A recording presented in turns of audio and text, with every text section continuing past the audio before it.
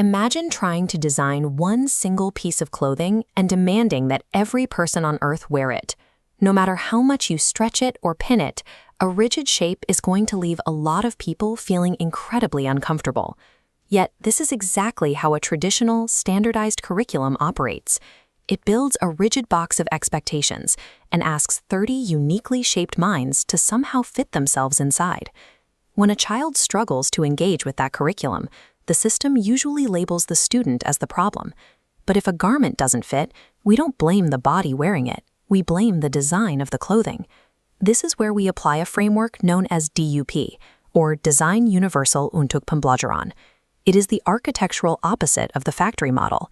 Instead of forcing a student to contort themselves to meet a static lesson plan, DUP requires the learning environment to be the flexible element.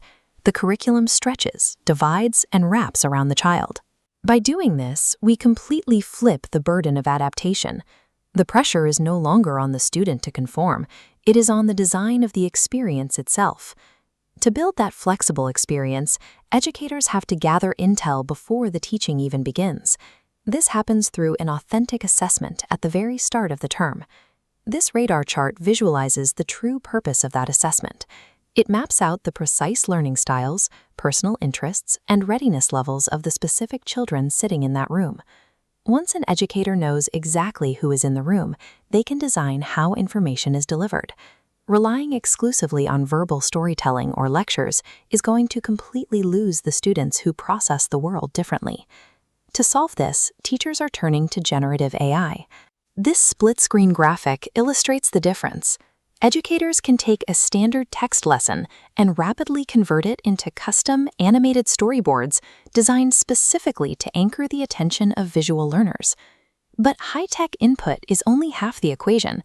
Educators also use high-touch cultural inputs, like intentionally using the local mother tongue, such as Bahasa Sunda, for daily instructions and morning greetings. Hearing a familiar cultural language establishes a deep sense of emotional safety. It immediately signals to a child that their background and their identity are valued in this space. By combining custom visual technology with intentional cultural connection, the educator ensures that every brain in the room is awake, secure, and ready to absorb new information. Once the information is absorbed, we have to look at the output phase. How do we ask students to prove they actually understand the material? Traditional classrooms rely heavily on uniform output, like a standardized paper worksheet. This creates a severe bottleneck that penalizes students who struggle with writing or sitting still, even if they completely grasp the core concept. DUP removes this bottleneck by offering multiple paths for expression, often through the use of something called loose parts. Loose parts are simply open-ended, everyday items sourced straight from nature or the local environment. In practice, a teacher presents a problem to the class, but gives the children total autonomy to select whichever materials they want to solve it. One child might gravitate toward wooden blocks, physically stacking them to build a spatial representation of the lesson, while another might prefer to draw a diagram, and a third group might abandon objects entirely and use role-play to act out the exact same concept. When we stop forcing students through the narrow filter of a single testing format, we get a highly accurate measurement of their actual comprehension, rather than a measurement of how well they fill out a worksheet. At this point, we need to acknowledge the reality of this approach. Designing a multi-layered, highly adaptable ecosystem sounds exhausting for one single teacher to manage. This bar chart shows the reality. Mapping profiles, generating AI media, and organizing materials demands a massive surge in preparation time. The strategy to survive is incremental execution. You don't have to overhaul the curriculum on day one. DUP is a gradual evolution over time.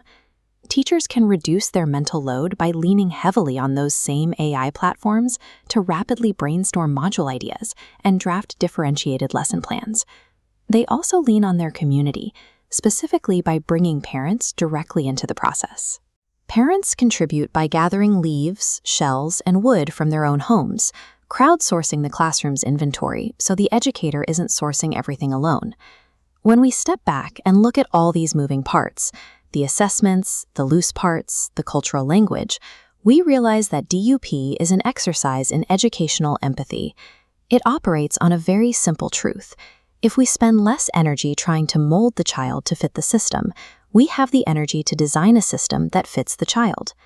Building this kind of adaptable architecture takes careful planning, but it is the most reliable way to ensure that every student in the room gets a genuinely equal opportunity to succeed.